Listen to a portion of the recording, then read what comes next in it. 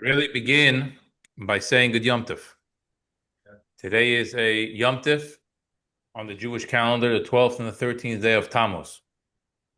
It's the day when the previous Lubavitcher Rebbe, Rabbi Yosef Yitzchok, was released from his harsh imprisonment in 1927. So 98 years ago, exactly 98 years ago today. What happened was the previous Rebbe was arrested and brought to prison. And I'll speak in a moment about that. And the previous Rebbe eventually was told that he would be freed on the 12th of Tammuz, but technical reasons they couldn't actually let him go till the 13th of Tammuz. So that's where the 12th and the 13th day of Tammuz became his days, his holiday of celebration and liberation. And when he left, the previous Rebbe said that this is actually a day where it's not a personal holiday, but it's actually a celebration for every single Jew. Anyone who just identifies as a child of Avram, Yitzchak, and Yaakov, Sarah, Rivka, Rachel, and Leah, this is a celebration for them. So it's a holiday for all of us, even though we may not understand exactly how, from the previous Rebbe's story, does that affect me. But the reality is that we're all sitting around the table today. And even if you are not sitting around this table and participating today, or watching it someday later, but you are anywhere in the world and you're Jewish, you were affected by the fact that the previous Rebbe was released in 1927. That has had ripple effects on the Jewish world since, in a way that is really remarkable. One of the fascinating, really fascinating ideas of the previous Rebbe's, about the story of the previous Rebbe's imprisonment, is an idea that I think is worth to highlight and to discuss. And that is that the previous Rebbe, it's difficult for us as we're sitting here in the luxury of this room and in the United States of America with air conditioning and everything. It's hard for us to imagine what it means to be 1927 in the former Soviet Union. And not only to be a regular citizen, quote unquote, but to be a Jewish leader. And not just a Jewish leader, but a Jewish leader who was actively setting up clandestine Jewish operations in spite of the government and what the government outlawed. So this was a person who was leading the Jewish movement in the former Soviet Union, which had a massive amount of Jews living there. Jews were getting out. Everyone was trying to leave. Rabbis and Jewish leaders are all gone. Now, what would happen is when the first temple was destroyed, the Jewish people went into exile in Babylonia. And when we went into exile, we were in exile for 70 years. We returned back to Jerusalem, to Israel, led by Ezra. When Ezra came to Israel, Ezra saw a Jewish people that had completely lost their connection to Judaism. They were totally assimilated. It was very scary. Ezra had to rebuild Judaism in Israel. And that's why Ezra is referred to as the second Moses, because he taught the Jewish people Torah in Israel. In Babylonia, we were in exile, but we had and retained Torah there. But in Israel, we didn't. Why did the Jewish community spiritually die in Israel at that time? The answer may be very simple. And that is because Nebuchadnezzar and the Babylonians, when they destroyed the first Beis Hamikdash, and they exiled they didn't take every last Jew and make it Judenite.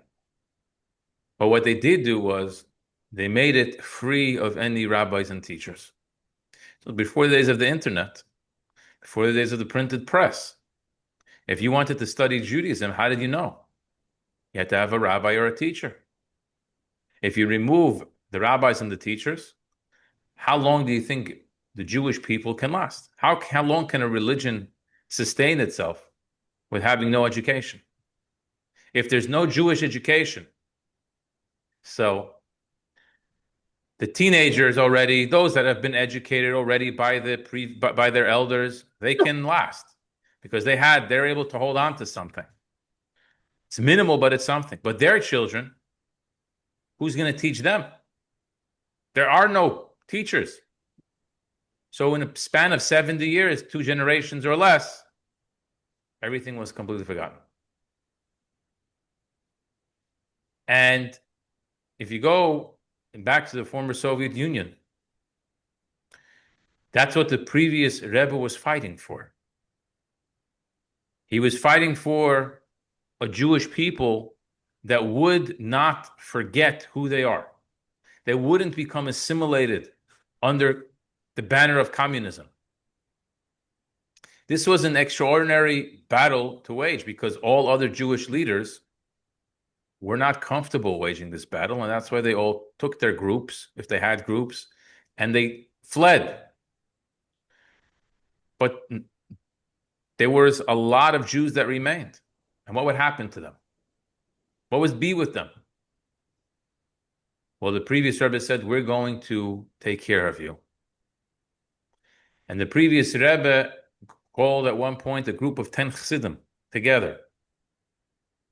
And he took a vow, an oath, a communal bond between the group of 10 of us, that we are ready to do everything in our power to continue Jewish life, whether it means building a school, whether it means building a mikveh, whether it means learning how to become a shochet, to have kosher food, a moil, to do a bris.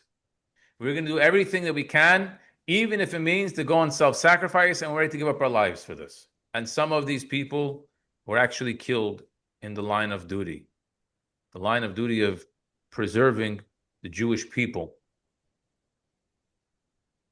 And the previous Rebbe himself was sentenced to execution. He saw in his document that said execution with the line crossed out, and then 10 years exile, line crossed out.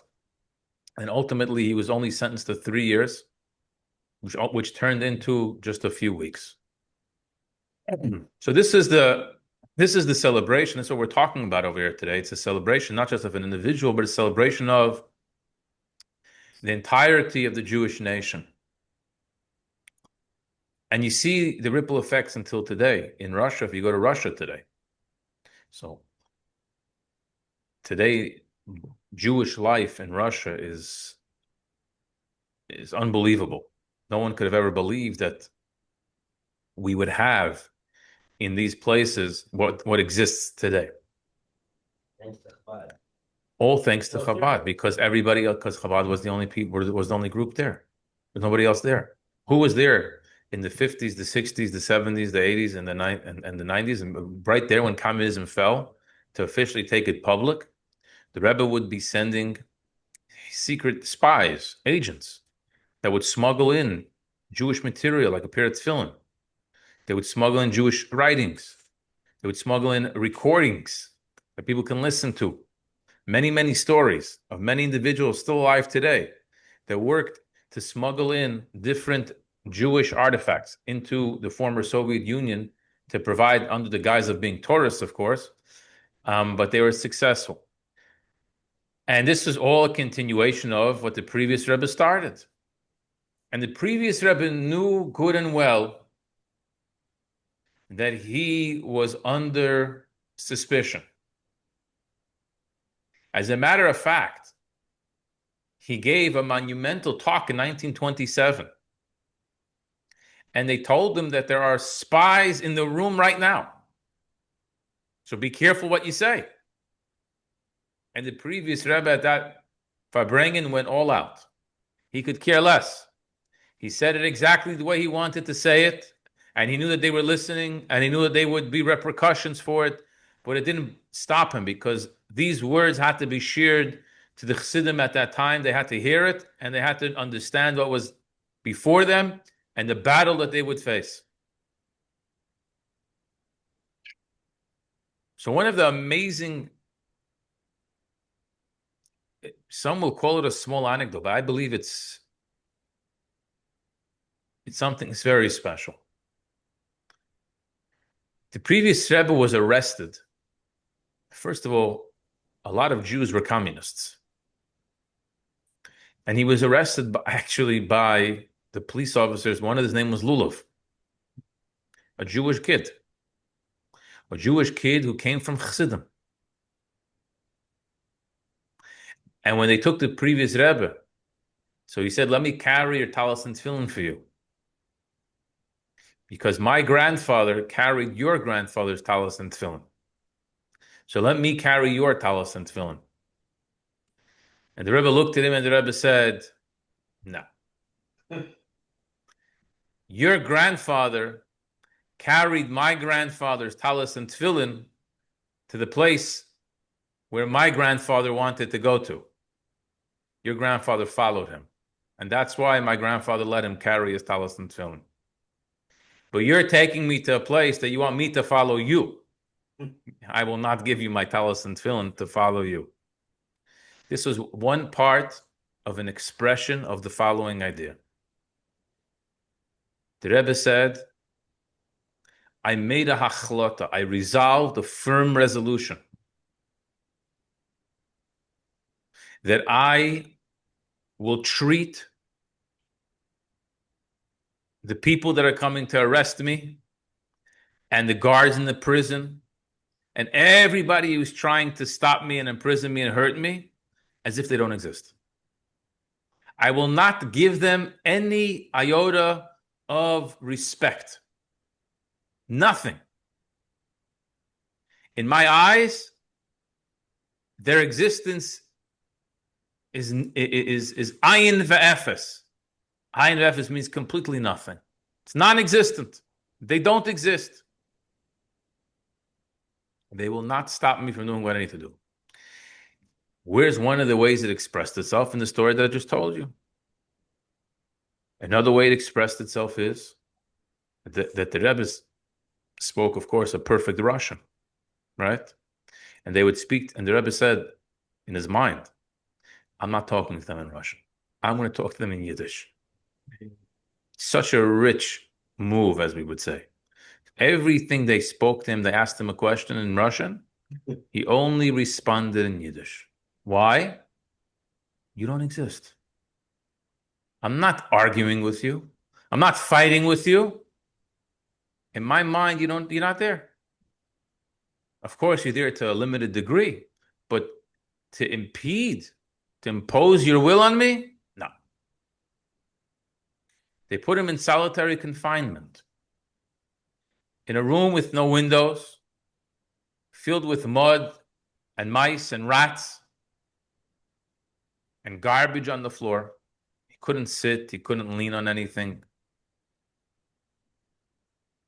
One thing the Rebbe did in prison more than he did outside of prison was daven. He davened at length. He spent a lot of time on his prayers. In general, the previous Rebbe was a very emotional person, if you can say. He shared a lot of his emotions. And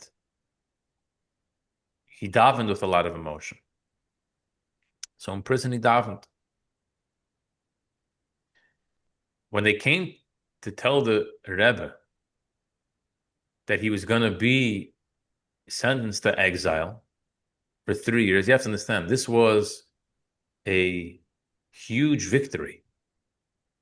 To be sent to Kostroma, to exile, for 3 years versus being in prison was like the Garden of Eden.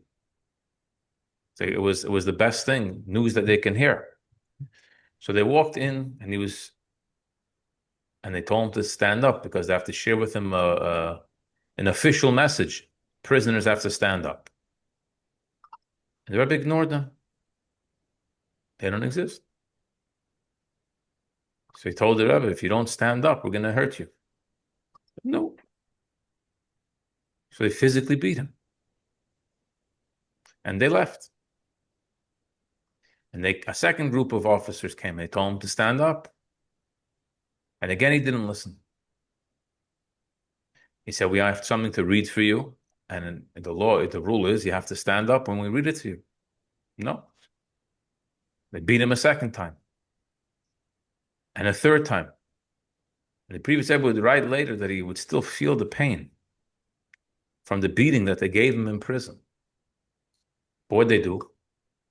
They had to tell him the information, and he wasn't going to stand. So this was a showdown. Who was going to win?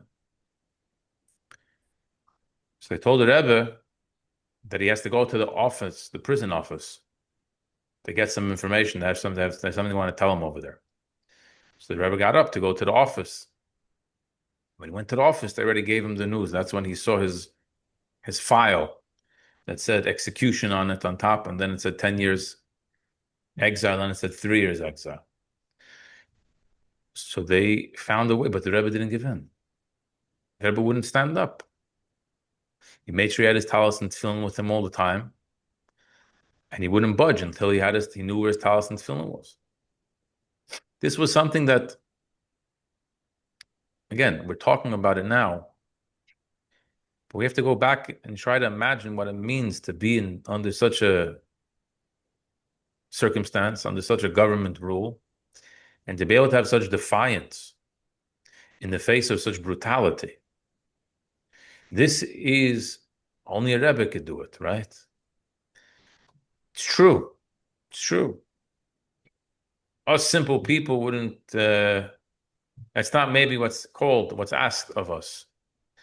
But once the Rebbe does it, it opens up a new channel and a new way, a new road. He paves a new road for all of us to go on. What's the new road that he paves for us? There's no such thing as anything being an impediment. Nothing can stop you from serving Hashem. Why am I not serving Hashem right now? Oh, give me the excuse. Because of this, because of that. It's all narishkeit. Those are only valid in your brain because you allow it to be. Because you allow this to be an excuse of why you can't get done what God needs to be done. So you say, what do you want from me? It's not my fault. Because X, Y, or Z.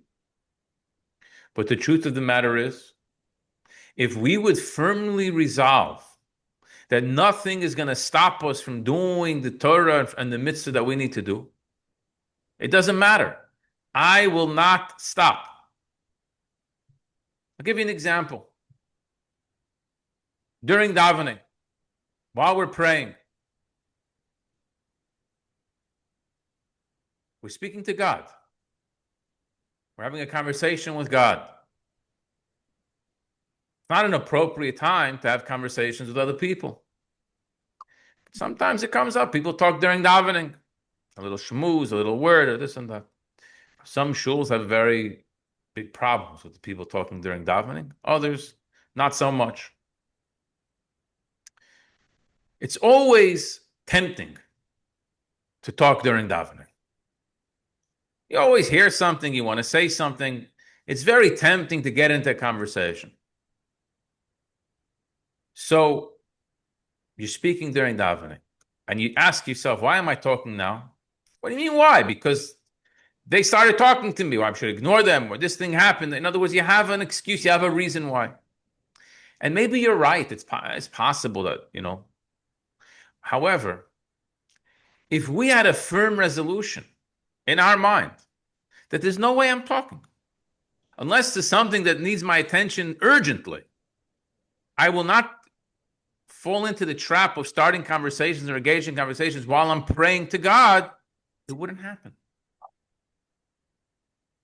We would just say no. And that would be the end of it. It's only as strong as we allow it to be. This is such an important lesson for life, for everything. In relationships, things can get in the way between the people in the relationship. What can get in the way? Only things that we allow to get in the way. That's it. If we resolve a certain resolution, that we will not allow this to disturb or interfere in any way, then it won't. Hashem puts tests in front of us. There are certain challenges that we're faced with in life. Everyone faces challenges in life. Some people face challenges of earning a living, money challenges. Other people have social challenges. Other people have learning challenges. We all have different challenges. I have all three. Well, I'm being honest. Some people have honesty challenges. You don't have that challenge. But see, other people have problems with honesty. Baruch Hashem, you don't. So everyone has faced another challenge in life. This is the way Hashem made us.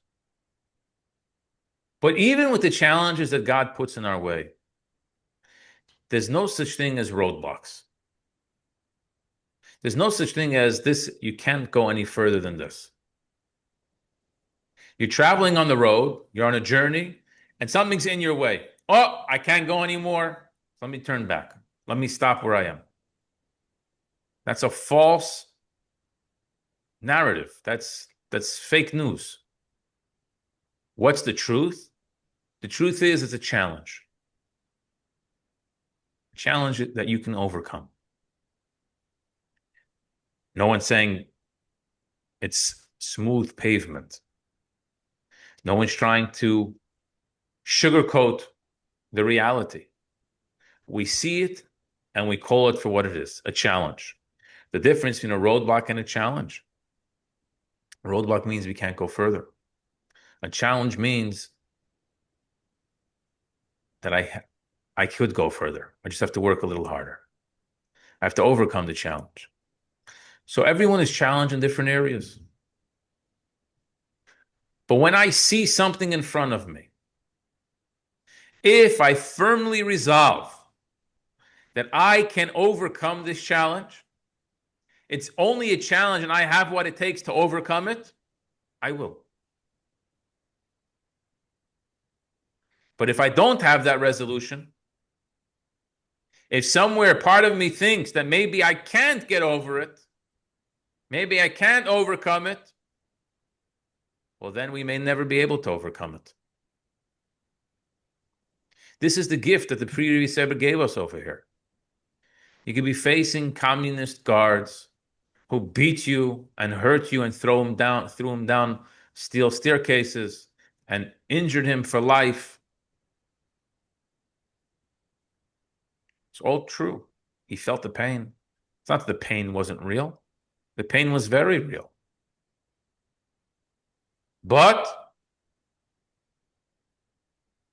Who did it anyway? He said, this is not going to stop me. Why? Because the mission is too important. It's not about me. And the Rebbe once asked the question. You know, the previous Rebbe went on self-sacrifice. He gave his life. That's very commendable. But let's analyze this for a moment. Imagine what would have happened if the previous Rebbe would have been stopped. In other words, he said, all guns blazing. I'm going to fight you with everything I have, and you're not going to stop me. But what happens if they would have put a physical cap on him? And they would have physically stopped him. He went on self-sacrifice. He gave up his life. A holy martyr, yes. But what about the operation? The previous Rebbe wasn't a personal individual over here. He was running a massive operation. If he would go down, God forbid, the whole operation will go down with him. So what gave him the right to take the whole operation down with? I mean, not that it took him down with him, God forbid, but to have that potential of closing down the whole operation. If he would have been nicer with them, he would have answered their questions and he would have listened to them. The chances of success of the others would have been greater, maybe. We don't know. But how did he take that risk? And last week, the parsha was called Chukas. Chukas is from the word chakiko. Chakika means engraved.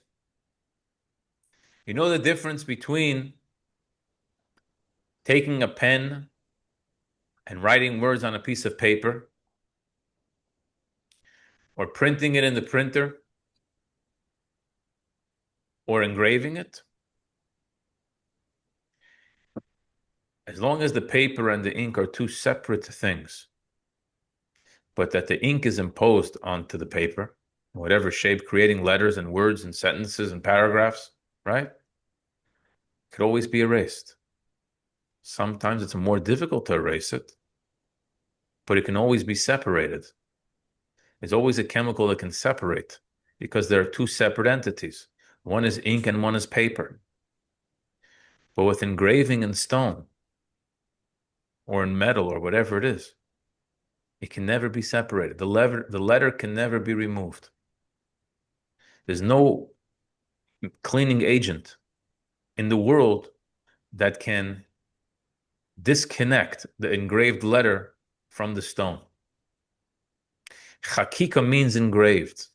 There are two ways that a Jew observes Torah mitzvahs. There's two types of relationships with God.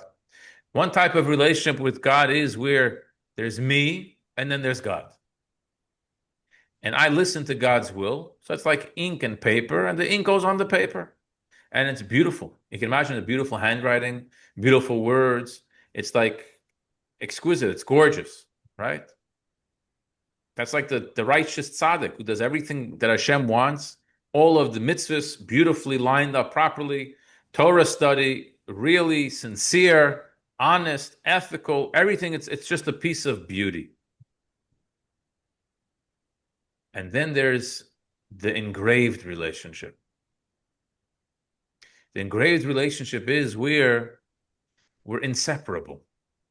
The will of Hashem is inseparable from me. There's no agent in the world that can separate us because it's engraved. That was the Rebbe's relationship with Hashem. You ask the question, why didn't he give in? There was no option to give in. There's only an option to give in if there's two separate entities, ink and paper. But if it's engraved, there is no other option. It's only the will of Hashem and that's it. I think it was the Rebbe Rashab, previous Rebbe's father, who said that by the age of 12 or 13 years old, he had trained his body. Imagine this. He had trained his body to do all the things in accordance with the code of Jewish law. It was impossible for him to do anything that you weren't supposed to do. Impossible. Why? Because he trained his body. Now it became that his body operated according to the Jewish law just by itself. This is the relationship of engraving. So we have this fascinating... Isn't that a tzaddik? A great tzaddik, not a regular tzaddik, but a great tzaddik. We have this idea. They come to tell the Rebbe in 1927 that you're going to go to exile. It takes 3 days to travel. This was on Thursday. You come to tell him he's going to be released. What most people say? Thank you, Hashem. Right? The Rebbe said, what day will I arrive? Saturday. I'm not going. I'm not going. What do you mean you're not going? I'm not going. I will not travel. And the prefect stayed 3 more days in prison. It's a crazy thing, crazy idea, wild idea. Why? I don't operate on your terms. I don't operate on your terms. You're going to take me Shabbos, even though halachically it was permissible. Halachically, it was for sure permissible to leave the prison and start traveling. And maybe at the end on Friday, you should have said, we'll stop here for our rest. But no. If you know that I'm going to be leaving Thursday and arriving Shabbos, that's what I want to do? Not going to happen. And he writes, thank God I stayed in prison for 3 more days. Go imagine. Thank God I stayed in prison for 3 more days. This is the holiness that shines through the Nasi Hadar, the leader of a generation, someone who took responsibility for the entire Jewish nation on his shoulders. The point where physically it was unbelievably heavy, the load to carry, but he did it. He did it under the most extreme pressure. And the fruits of his labor are seen today. It's seen today in Lubavitch throughout the world, but it's specifically, go look at the former Soviet Union and see what's going on with the Jewish people there. It's just unreal. Hundreds and hundreds of Jewish centers in the former Soviet Union. Any type of establishment that you can think of exists. Gorgeous, beautiful, nice, welcoming. Special care and concern that was given to this place on the map for decades has now grown beautiful trees and fruit. And this is really remarkable. And the Rebbe once shared the following idea. Not every time someone asks you or challenges you with a question. So you're a teacher. And sometimes people ask questions to know. And sometimes people ask questions to challenge. There's two types of questions. Questions, some people are looking to be educated. And some people just want to poke fun. And of course, it's the job of a teacher to respond to the questions that are asked in a way that they want to be educated. And sometimes you also have to engage in the other type of question as well. But here's the lesson. Not every time, not every person that poses a challenge and asks a question, they need to get an answer.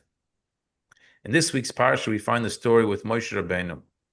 Zimri, the leader of the tribe of Shimon, takes a Midianite woman, gathers in front of the Jewish people and says, Moses, am I permitted to have intimate relations with this woman, this Midianite woman, or not?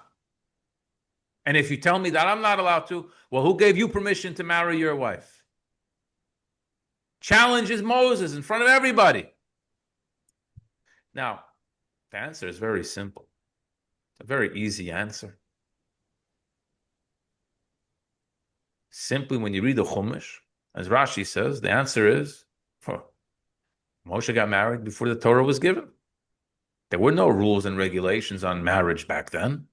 But now we're 40 years after the Torah was given. When Torah was given, we have rules and regulations on who we marry and who we don't marry. So you're Midianite women, you're not allowed to marry now. But back then you were permitted to, so nothing wrong. Simple answer. Everybody knew that. No great teachings. But Moshe Rabbeinu doesn't say a word. He's quiet. It's like he forgot the law. Silence from Moses. He challenges him head on in front of everybody. Moses silent. Pinchas is standing there. Pinchas sees what's going on, and Pinchas jumps into action as the Torah describes. And Hashem is very thankful to Pinchas and blesses him and makes him a Kohen. But why didn't Moshe respond himself? Why didn't he just give him the answer right then and there in front of everybody? So if you look a little deeper, you peel away some layers, you see maybe the question wasn't as simple as we're making it. And the answer couldn't have been so simple as we're making it. But a simple level of reading the Torah, it was very simple. And the answer to the question, why didn't Moses answer, is because not every question needs an answer. Sometimes you ignore. When people are coming to poke fun and they're just trying to challenge you, ignore them. And continue doing what you're doing. Don't allow them to stop you. Don't even give them the credibility of a response. It's giving them too much honor. It's dignifying the question. If I have to respond to that question, it means I gave it already some significance. It should be insignificant, like ayin ve'efes. It doesn't exist. I completely ignore it. I don't even hear it. And I continue doing what I'm doing. I continue persevering and pushing forward with the good, whatever it is that I'm teaching, whatever it is that I'm giving and sharing with the world. That's what we learned from this week's parsha. And we see that the previous Rebbe lived like this. When they posed him with questions and challenge, I'm not doing this on your terms. If I choose to answer, it's going to be in Yiddish. When I choose to answer. If I choose to stand up, it's going to be on my terms. So they came to him with a gun. And he pulled out his revolver. One of the police officers pulls out his revolver. And he tells him, this little toy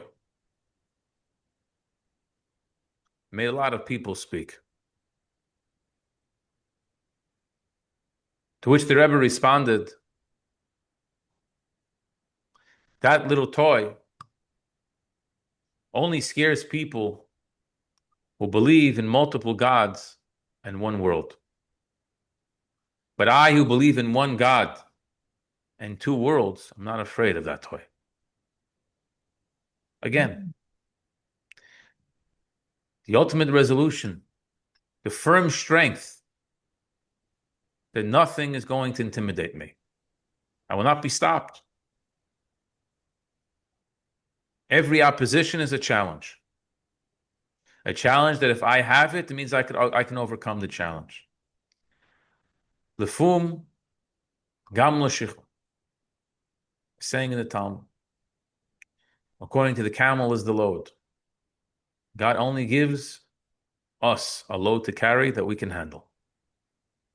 If he gave it to me, that means I can handle it. So I think, what's my challenge? What's my struggles in life? Where am I struggling? In my Jewish observance, where am I struggling? I have little struggles.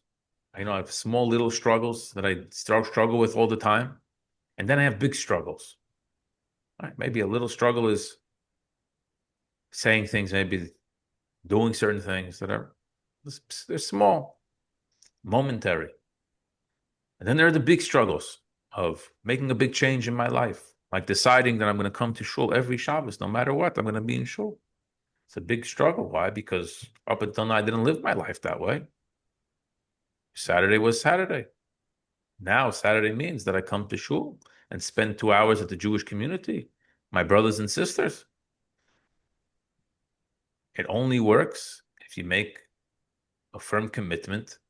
Otherwise, every Saturday is another reason why it's not going to happen. One day it's my friend, one day it's my cousin, one day it's my wife, one day it's my husband, one day it's my uncle, one day it's my aunt, one day it's my vacation. When does it work? When does it happen? I make a big resolution. For some, Shabbos is already part of my repertoire. It's already part of my nature. Of course, Shabbos, I'm going to be coming to shul. But maybe I struggle with the foods that I eat. Not 100% kosher.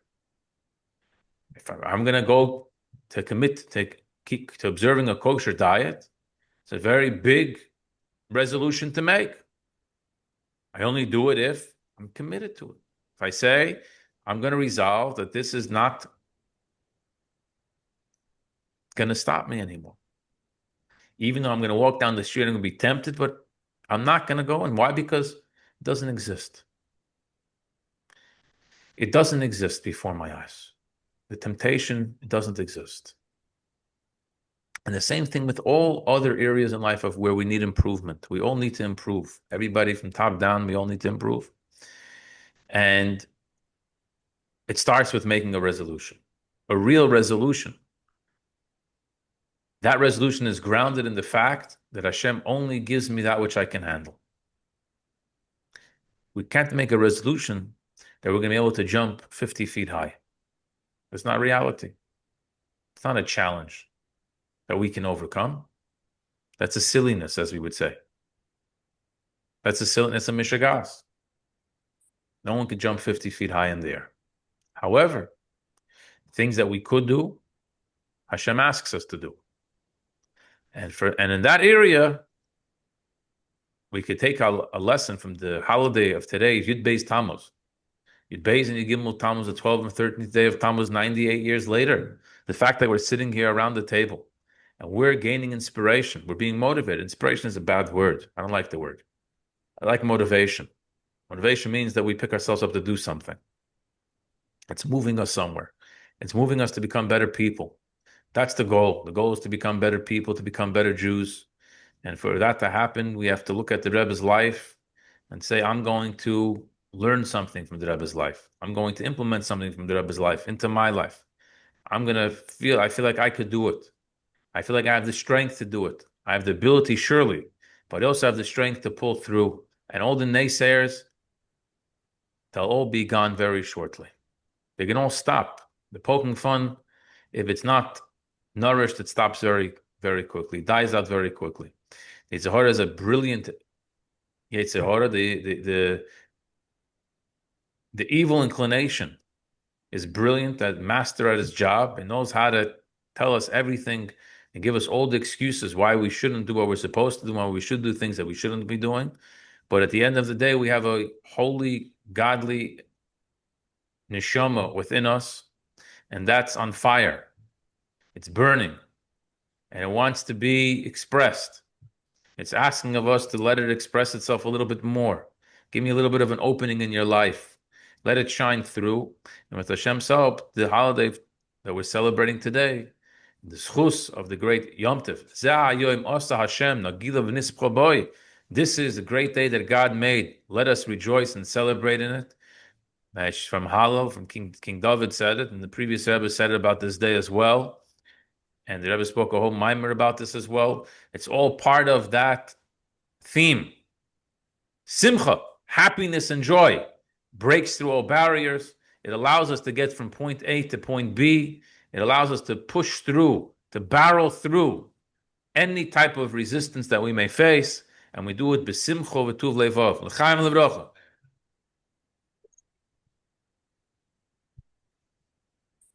Anyone have any questions?